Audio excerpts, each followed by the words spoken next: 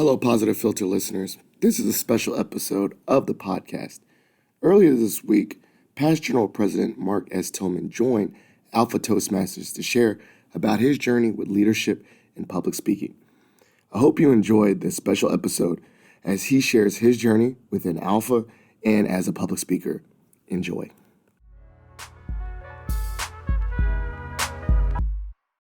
Welcome to Positive Philter with your host, Philip Wilkerson, a podcast that focuses on friends, family, health, and career, with a little self-help along the way.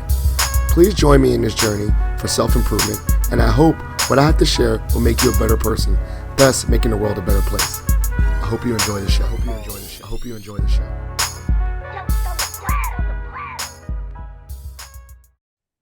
And making sure I don't do a lot of ahs and uhs and ohs and you-knows and all that stuff. So first of all, let me just say thank you to Wilkerson for the invitation. Brother Wilkerson and I communicated back in May of this year, so right before the summertime. And he asked me, Brother Tillman, would you mind attend this meeting? And I said, sure. But I had to get through summer.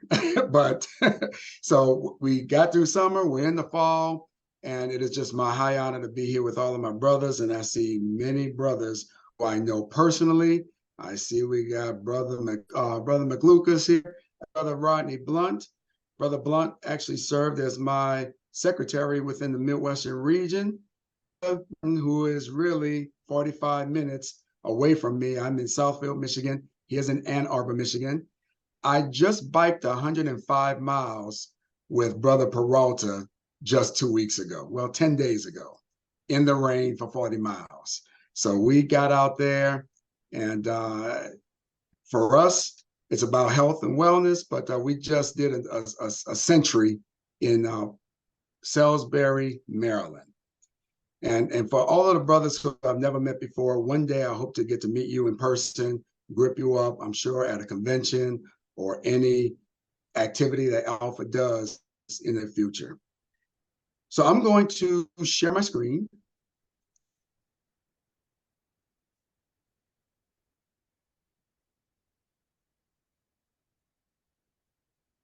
And Brother Wilkerson asked me to speak on the importance of public speaking in leadership. And I told him not a problem, because as a general president, you get many opportunities to speak in front of individuals. By my count, I think I have spoken to over 200 events where I had to give remarks, where I had to do formal speeches, impromptu speeches, presiding over mega services, you name it, and topics that were not a part of who I am.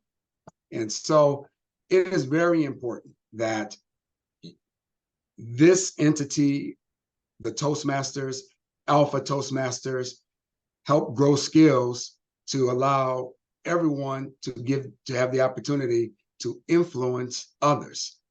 And that's what I'm going to be talking about through the course of this presentation. But I don't assume that everybody knows who I am. So this is just simply a quick Mark Tillman on the page. I am from New Orleans, Louisiana. That means I am a New Orleans Saints fan. So if you are a Saints fan, put it in the chat. And if not, don't tell me that you are a Dallas Cowboys fan. I hear that a lot. I also have the opportunity to serve, well, I should say I'm married to my first lady, Valicia. We've been married for 27 years. She's been a member of Alpha Kappa Alpha in 2022. So now our roles have reversed. She's busy. I'm the one at home cooking dinner. And then you see that in my background, I am in the IT field. I am a project delivery lead. I'm a senior IT project manager, leading a team of project managers in a cybersecurity information assurance space. And you can see the other roles that I've played in some of my career. Switching to the fact that I enjoy my brothers.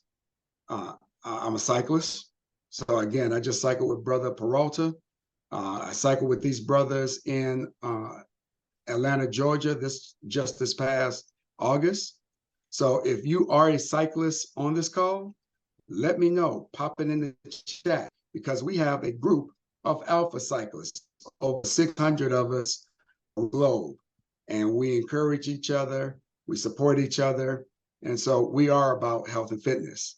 And if you are a brother of the other twos, that is, if you ride a motorcycle, if you enjoy the twisties, if you enjoy the tail of the dragon, 11 miles and 318 curves, pop it in the chat as well, because there's also an Alpha motorcycle group called Alphas on Twos. And we host a yearly Alpha Roundup, which is an event that brothers from around the country get together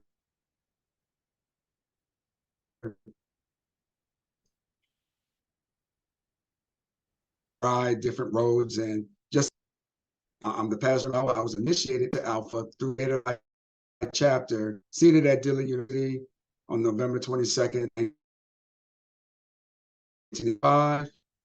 I was the back-to-back alumni chapter of the year of the fraternity here in Detroit, Michigan. And then I've also had many, many speaking opportunities. And I just happened to pick these two because I had videos for these two. One was that I delivered remarks for the 50th anniversary of the March on Washington. So you're actually seeing the video feed that was done by C-SPAN. I also had an opportunity to become the person of the week here locally at our local ABC affiliate TV station, where myself as a big brother and my mentee, Elijah, we were interviewed, and it was an honor to be able to sit there and talk about mentoring with my little and share my thoughts to others. And so in this role, or even in the role of being an alpha, maybe in the role of your current job, you may never know when you will be called upon to speak to an audience. And honing in those skills, honing in on what you need to convey is very, very important. So I just wanted to share a little bit of my background in a minute. But if anyone wants to know a little bit more about me, feel free to get with me. So this is my, I call it personal journey in icons or brands. When did you know that you needed to speak up? You know, when you are a young individual, you don't know exactly what you want to do. You don't know if you want to be a sportscaster or a newscaster, president of the United States.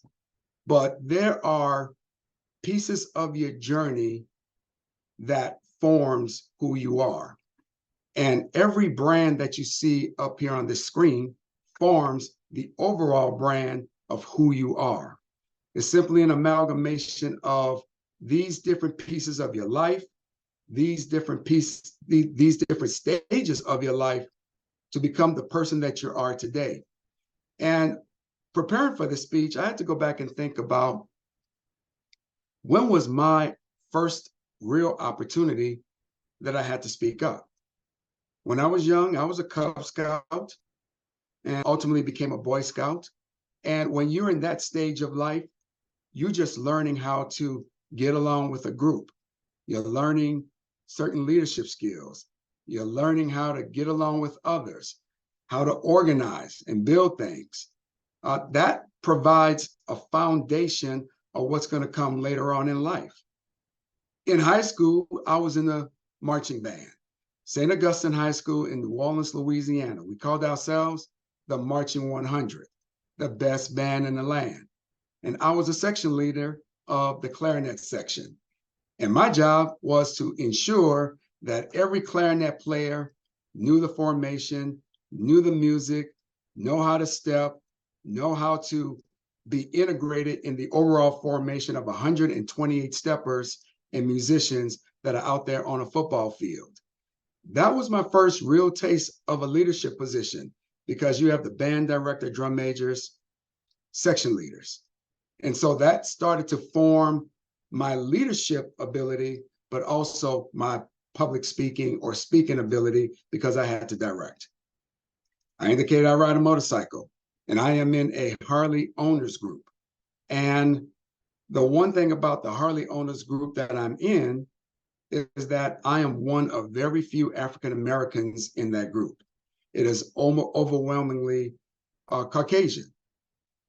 But being a public speaker did not make me afraid to speak to an overwhelming group of Caucasians. In fact, throughout my career in IT, throughout my job, from EDS to HP to DXC to Michigan Medicine, I am usually one of very few African Americans where I'm at. But that did not make me afraid to speak up and to speak my mind and to lead others in those particular roles that I served throughout my journey. And so one day you may be taking a stock into your particular brand, your brand of brands. What allowed you to get this far with what you have done in your life? It's more than just a resume. It's really the fact that you have now become this overwhelming sense of person based upon these individual brands that you are part of. And this is just a taste of everything that I've done. So that's one thing that you need to think about, or I should say, to think about as you are moving through your leadership journey, as you're moving through your fellowship journey. One thing that's all interrelated is how you address and deal and work with people. Brother Wilkinson asked me to, Brother Tillman, share your Alpha journey with us. And this is a timeline from the moment that I became, that I entered Dillard University in 1984 as a freshman. And while I was at Dillard, that's when I basically became aware of Alpha Phi Alpha. And my major was computer science. And I became an Alpha in my sophomore year in November of 1985. And yes, that is a young, fresh face, right off of being initiated, young brother without the beard. And again, my first taste of public speaking really at the collegiate level and becoming an Alpha, I should say, was when I addressed the who went from big brother to being my brothers of Alpha Phi Alpha. And we had to introduce ourselves within this was at our banquet that we were doing. Graduated Dillard, and then immediately started my job up here in Detroit, Michigan with EDS. But EDS formed my foundation for being organized. I was a systems engineer. You know, when you graduate, you get your first career, you get your first taste of a paycheck, a real paycheck. You get your first taste of working with others. That is not why you're not in college. And then my Alpha leadership journey has really begun and taken off about 10 years after I became a member of the organization. I was an area director for the Detroit area, and then eventually became the district director of Michigan. So I went speaking to 3 chapters to 20 chapters at the time of brothers within the state of Michigan. And then I started getting noticed within the fraternity and eventually became the Midwestern Regional Vice President. I served in other roles within the region. I served in other roles at the national level or general level. But I became a board member within the fraternity by becoming the Midwestern Regional Vice President. And then I went from speaking to 20 chapters worth of brothers to 13 states or 12 states worth of brothers plus the District of Canada. And then ultimately, I became the general president of Alpha Phi Alpha. And I can tell you, between the time of being a district director, regional vice president, general president, and even past general president, by my count, I have been invited to and spoken at over 150 to 200 different functions where I had to deliver my thoughts, where I had to convey my ideas and influence individuals. Didn't mean that folks agreed with what I was saying, but being in these positions allowed me to prepare to being a leader in this organization. And so as I matriculated my journey within the fraternity, it also strengthened myself outside of Alpha. I was not afraid to speak up at a company meeting or to speak up at my CEO's leadership staff meeting to convey what needed to be done with the role and the activities and the tasks that I've been given.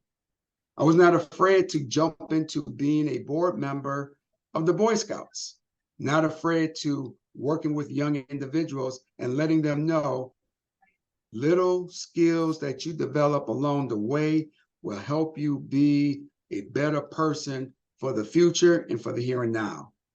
And so as I look back throughout my Alpha journey of being a leader in this fraternity and speaking to a diverse crowd, I spoke about racism to the Chamber of Commerce in Iowa.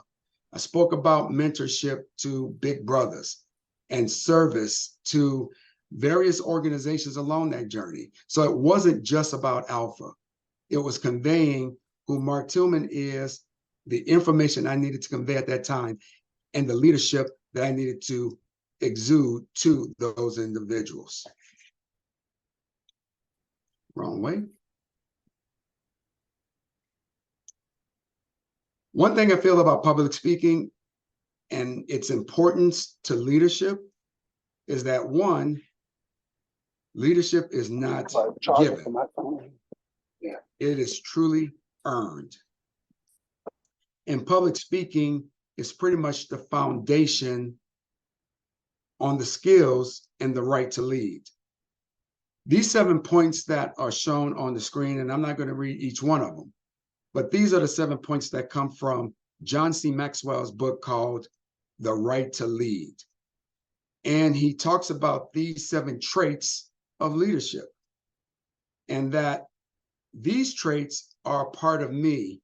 There are many different styles out there, but these are the 7 traits that I embody when I know that I have to direct individuals, I have to delegate tasks to others, I have to convey my vision, convey my thoughts, influence individuals.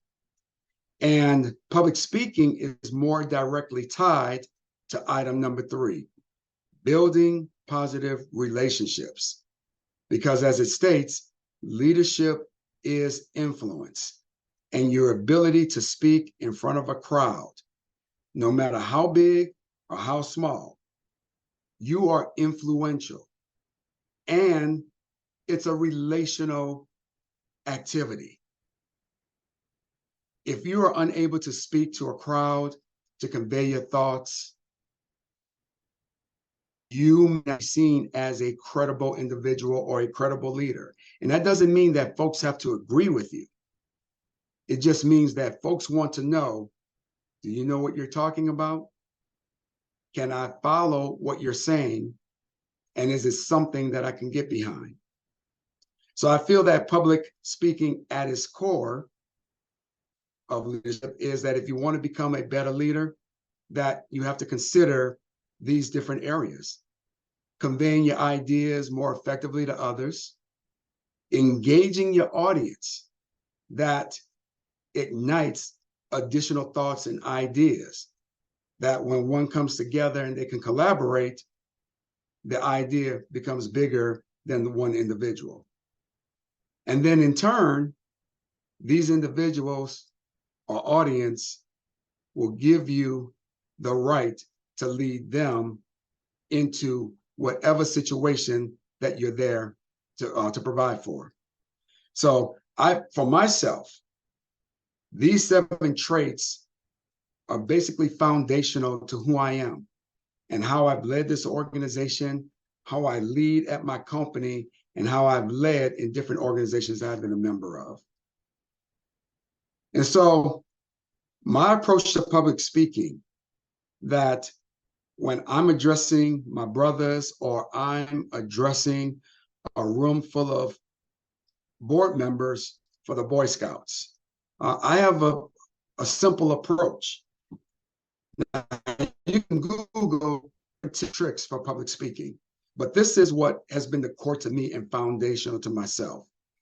That I do believe that the audience wants to hear what you have to say. I've been invited over 200 times. I have to know and understand that whatever I'm going to say, the audience wants to hear it. I never go into any situation thinking, man, will the audience accept what I'm going to give them? I go in there with the confidence and with the knowledge that I know what I'm talking about, and I want to share those thoughts with the individuals who are going to be reviewing and viewing my presentation.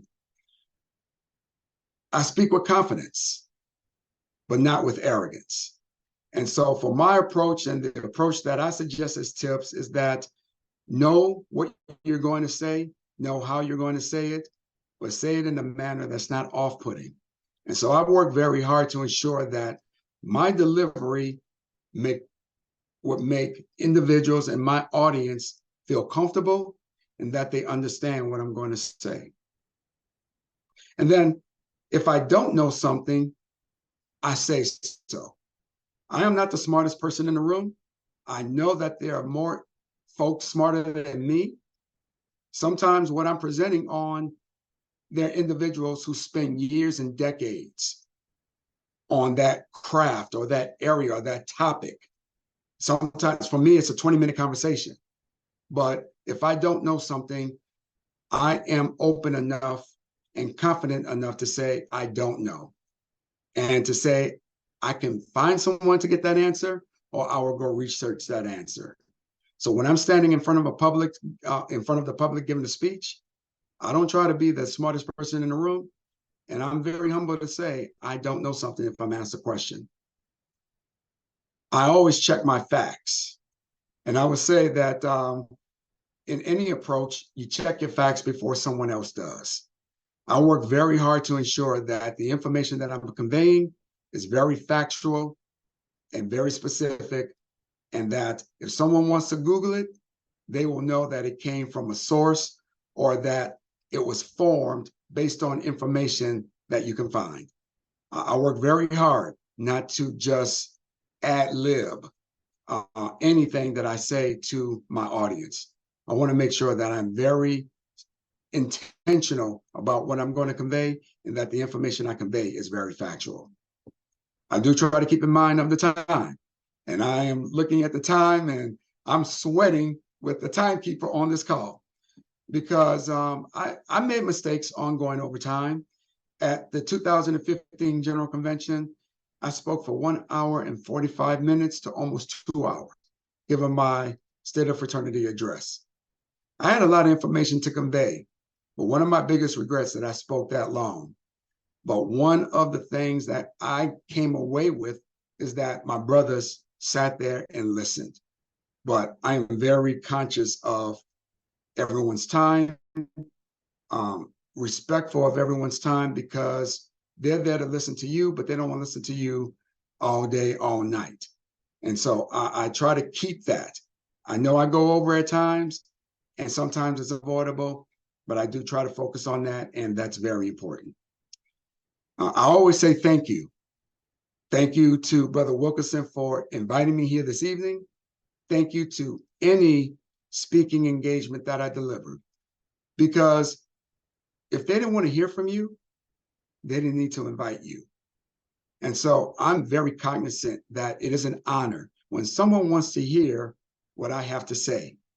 And I always want to let people know that I appreciate the fact that you want me to speak to you. So I always say thank you at the end of all of my speeches. And the last tip that I can give, and that I follow myself personally, is that the best speaking style is your style. You know, as a past general president, you have many examples and of great orators within our fraternity. One of the living orators is our own Brother Milton Carver Davis, who is the 29th General President. He is a fantastic speaker. You have Brother Everett Ward, our 35th General President. He is also a fantastic speaker. And all of our General Presidents had to really be good speakers in order to become General President. Because I can assure you, if you were unable to convey your thoughts to the Brotherhood will let you know, and you will not become General President. But one of the things that I took for myself as a speaker was not to emulate anybody else. I can only be me. And as long as you are authentically you in who you are, you may speak with an accent, you may speak with a slight lisp. Be authentic to who you are, because that forms the foundation of the person that's going to convey information. And the audience wants to know, man, is he being true to me? Is he being who he is? And the worst thing to do is to try to be someone that you're not. So I do want to say thank you to Brother Wilkerson, and thank you to my brothers of the Alpha Toastmasters for allowing me to be a part of this occasion. I don't take it for granted that for everything that I do, brothers are watching. The public is watching. But one thing that I always try to do is to be very prepared, because at any moment, you may be asked to speak for any occasion, for any function, for any person. And I take high honor to be able to provide my thoughts, my ideas, my tips on how I can help better my brothers to become better speakers, but more importantly, to become better leaders, not only for this organization, but for the world at large. So I want to say thank you, my brothers, for this opportunity. Thank you for listening to Positive Philter, a podcast that focuses on family, friends, career, with a little self-help along the way. If you enjoyed this podcast, please share it with your family and friends, and like the Facebook page, Spreading Positivity of Movement. Thanks for listening.